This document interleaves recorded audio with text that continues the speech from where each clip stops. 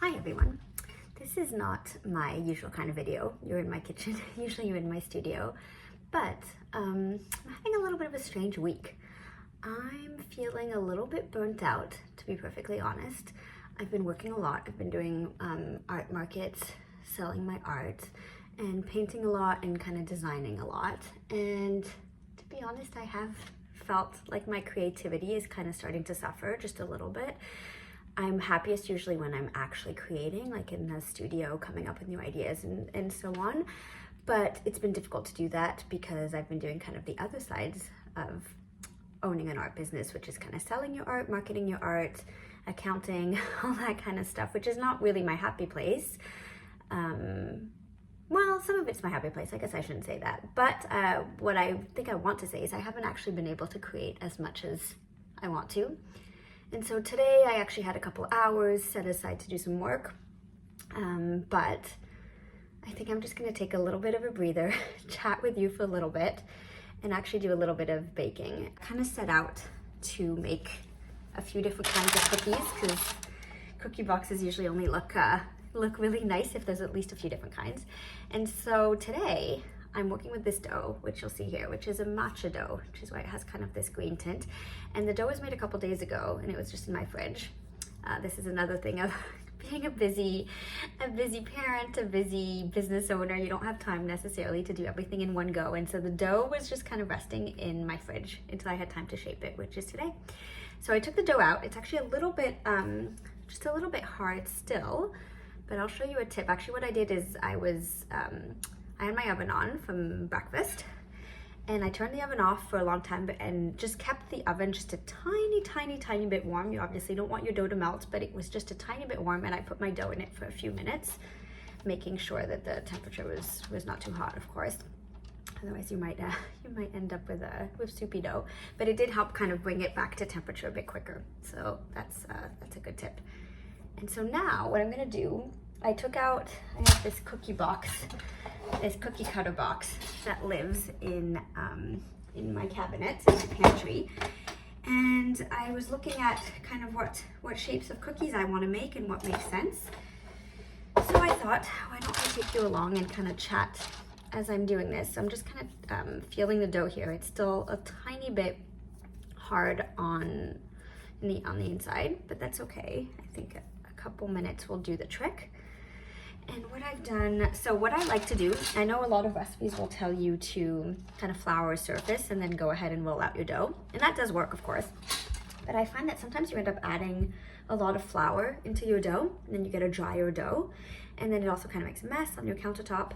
And sometimes the dough sticks anyways. So what I like to do is take a piece of parchment paper, like so, and lay it down on your counter. I know you can't see this, but I think I'll try to insert a clip later. But anyways, I'm just putting a sheet of parchment and then I'm just placing my dough on top.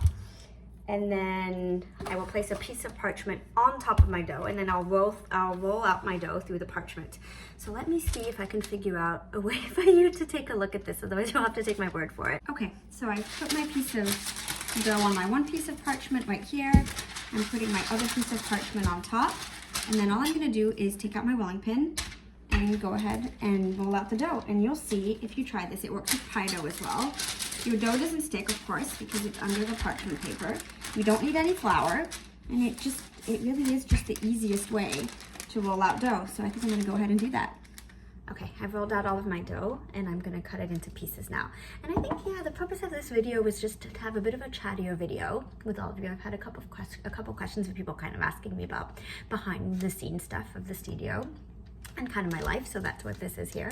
But also just, I think a lot of people at this time of year might feel a little bit burnt out with the holidays and all those expectations, and I thought maybe you would relate to the way I'm kind of feeling today. And you know, baking and taking the time kind of out of my day to do something creative without any other purpose than gifting it and just enjoying the process is kind of my way to get my creativity back. And that's it. So that's what I'm doing today. So I rolled out my dough, as I said. Yes, this looks so good. And then what I've done is I've just taken some of my cookie cutters, and I thought I would show you. I have this cookie cutter that I actually really like, just a little house. So I'll cut out some of those, and then what I like to do is dip kind of the roof in chocolate. once they're baked. And then I have these little cookie cutters, these kind of nestling scalloped squares that are quite lovely. I think I'm going to use maybe the small one, or actually, you know what, I think I'll use the medium one. I think that will be good for my boxes, and I really like the shape, so I'll show you what that looks like. And then, I don't think I'll use this, but I thought I would show it. I have this cute little Dala horse, which is very festive. This cookie cutter, which is nice, but I think it won't quite fit for what I'm doing today, but I thought I would show you because it's one of my favorites. And then, I think I'll just do either kind of this cute little flowery type shape, or this little star. And actually, I think I was hoping for a Christmas tree, so I'll have to rummage through that and see if I can find one. Okay, found the Christmas tree, which actually was what I was looking for because, and I don't think I have said this actually, but my dough is just this green color because basically it's a sugar cookie dough, and what I do is I just add some matcha powder to it, so I don't really follow a recipe at all. I just add it until the green's kind of a nice color, and I know I haven't added so much matcha powder that it's gonna taste powdery. But then what I do is I cut out the little Christmas trees, and they look like little naturally green Christmas trees, and matcha powder is lovely in sugar cookies. So that's what I'm doing. So that's it. I'm just gonna continue cutting my shapes. It's actually pretty soothing to do this. I quite enjoy it. So that's it. I'm just cutting out my little shapes here, and then adding them to my baking sheet here. And then what I do like to do is I like to put this in the fridge before I bake it. And I leave it in the fridge until, all of these little trees are nice and cold. And what that just does is it makes sure that they don't spread when they bake and that they keep their shape, which is what you want, obviously, with a cookie cutter. So yeah, if you just pop them into the fridge for maybe, maybe half an hour, make sure that they're nice and cold. That will make sure that they stay exactly like Christmas trees. Oh, and also, this is really not the same kind of content that I usually make for you guys. There's not much painting in this one, but I thought I would show you. I got these really cute earrings, actually, when I was doing one of my art markets. And I think that might be one of my tips, too, to kind of get your creativity back, is kind of delve into another art that's not your own and kind of get interested in it. So these are polymer clay earrings that one of the jewelers at one of the art markets that I did was selling, and I really fell in love with them and bought them. And I've tried making these myself, obviously not professionally, but that's kind of what I mean. It's the fun about it. It's kind of picking another medium and getting interested in it. And so I talked to the vendor, and her work was really beautiful. And yeah, I really like mushrooms, and these are really cute. And they're kind of bringing me a little bit of whimsy and joy, and making me think about, all the other kind of arts that people delve into. So I thought I would show you. I haven't picked up the camera in a couple days, but I came outside. I needed fresh air, and it's snowing everywhere. And kind of making my heart sing, I gotta say. It's really beautiful. I'll show you what I'm looking at.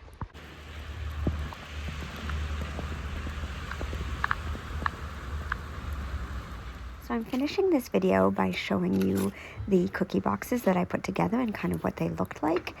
And so I've put a little cardboard kind of divider into my boxes here, and I'm adding on the top left some lemon ricotta cookies that I did with lemon zest and a lemon drizzle kind of on top.